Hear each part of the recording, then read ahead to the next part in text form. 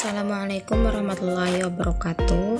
Kami dari kelompok 11 akan mempresentasikan tentang kata dan makna kata.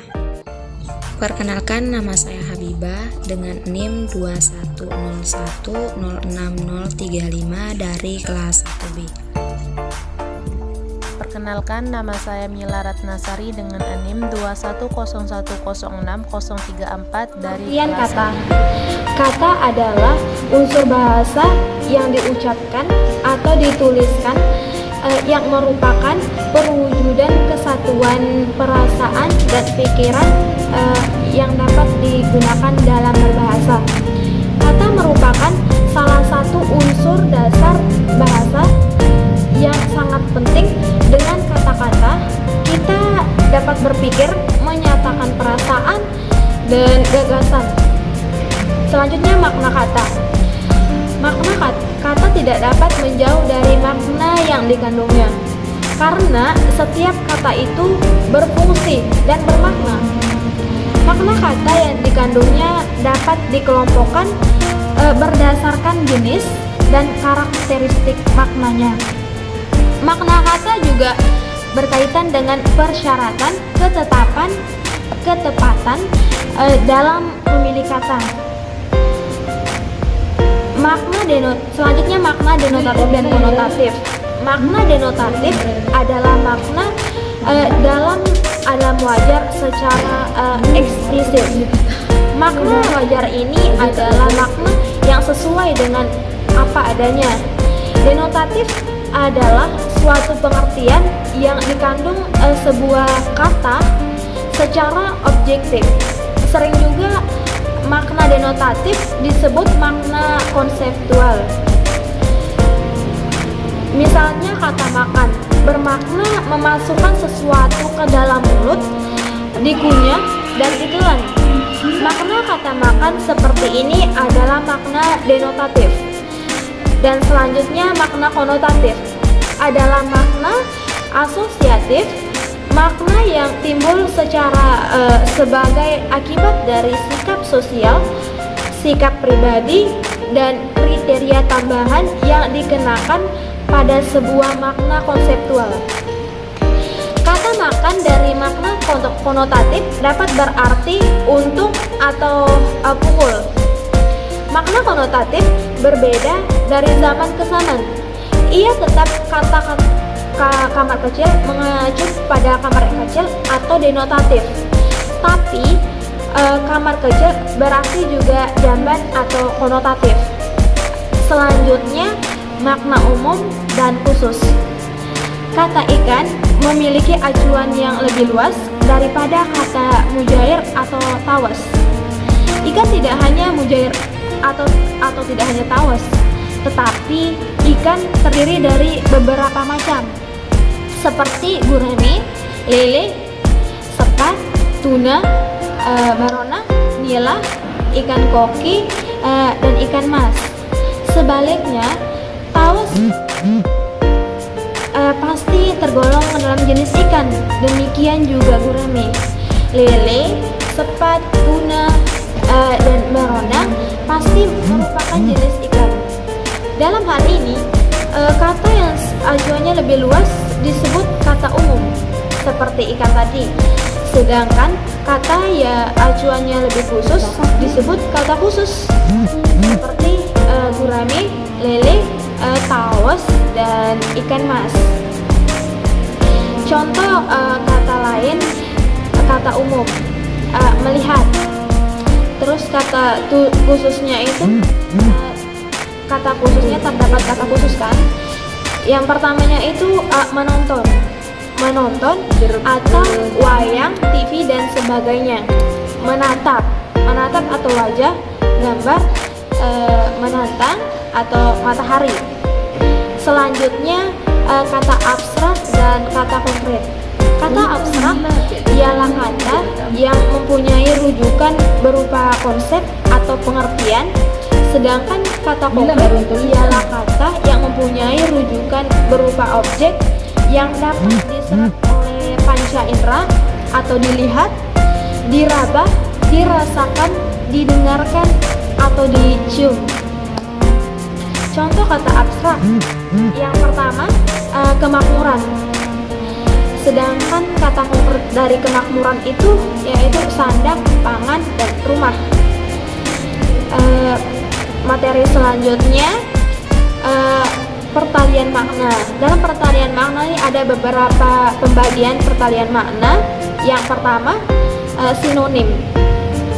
Secara etimologi, kata sinonim berasal dari bahasa Yunani kuno, yaitu anomah yang berarti nama dan shin yang berarti dengan. Makna secara harfiah, kata sinonim berarti nama lain untuk benda atau hal yang sama.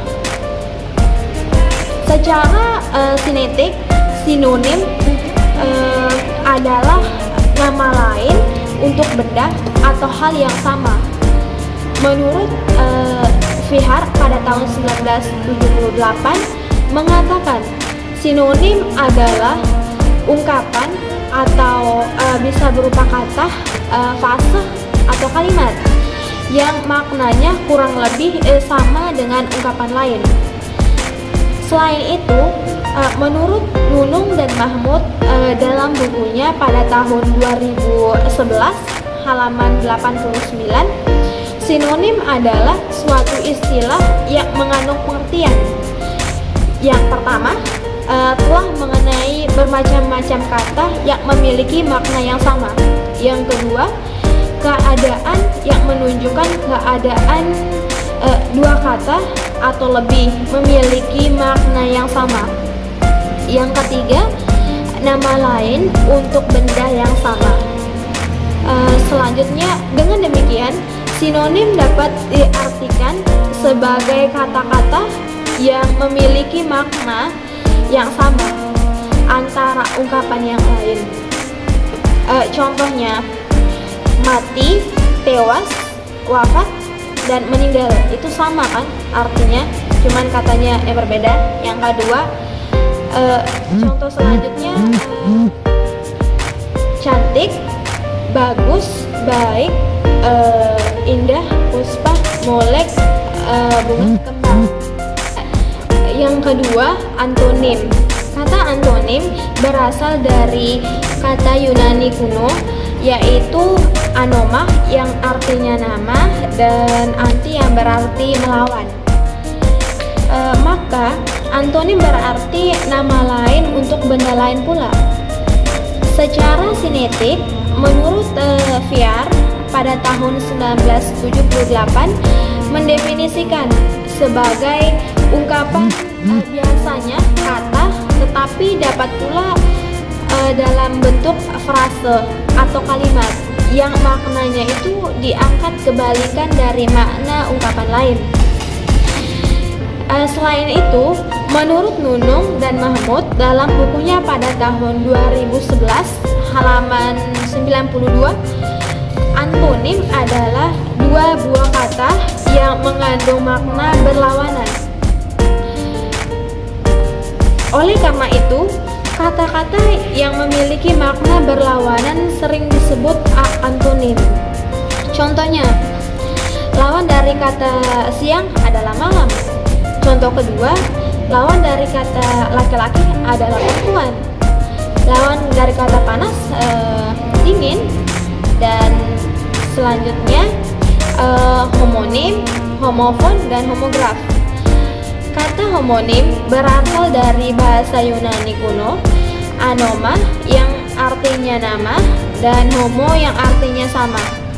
Secara harfiah, homonim dapat diartikan sebagai nama sama untuk benda atau hal lain. Secara semantik, menurut Vihar pada tahun 1987 memberi definisi homonim sebagai ungkapan atau berupa kata, frase, atau kalimat yang bentuknya sama dengan ungkapan yang lain, atau juga berupa kata, frase, atau kalimat, tetapi maknanya tidak sama. Selain itu, menurut Nunung dan Mahmud dalam bukunya pada tahun 2011 halaman 101 Homonim adalah dua kata atau lebih yang memiliki bentuk yang sama. Ada dua kemungkinan sebab terjadinya homonim, yaitu yang pertama, bentuk-bentuk yang berhomonim itu berasal dari bahasa atau dialek yang berlainan.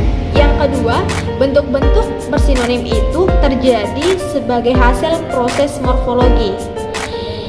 Sama halnya dengan sinonim dan antonim, homonim ini pun dapat terjadi pada tataran morfem, tataran kata, tataran frase, dan tataran kalimat. Ada juga homofon dan homograf. Homo artinya sama dan fon artinya bunyi. Jadi homofon artinya pengucapannya sama, tulisannya berbeda, dan maknanya juga berbeda.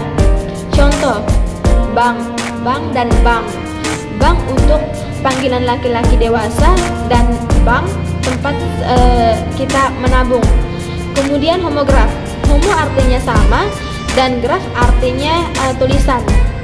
Jadi homograf artinya tulisannya sama, pengucapannya berbeda, dan maknanya juga berbeda. Contohnya bengkel dan bengkel.